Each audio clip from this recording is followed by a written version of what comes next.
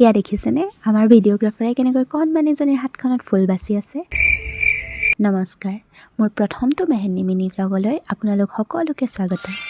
আজি আছিল এটা ছাইডৰ মেহেন্দি অৰ্ডাৰ।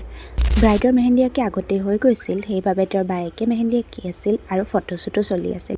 আৰু মই ব্ৰাইডৰ মাকক মেহেন্দি অঁকা ষ্টাৰ্ট দিলোঁ, লগতে কেইগৰাকীমান নেইবাৰ্ছকো মেহেন্দি আঁকিলোঁ। পিছে সকলোবিলাক ক্লিপ লোৱা নহ'ল।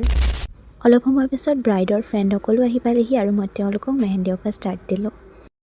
তাৰ মাজতে নাচ গান আৰু স্নেক্সো চলি থাকিলে। আৰু এয়া ফটোশ্বুট নোহোৱাকৈ জানো কিবা হয়। এয়া বাগৰাকীৰ মেহেন্দি কমপ্লিট কৰিলোঁ আৰু মেহেন্দিৰ মাজত এনেদৰে সকলোৰে এনজয়মেণ্টটো চলি থাকিলে, আমাৰো ভাল লাগিলে।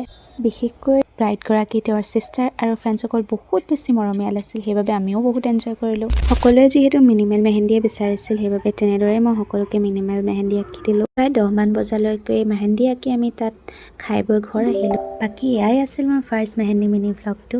পিছে কেনেকুৱা লাগিলে জনাবলৈ নাপাহৰিব।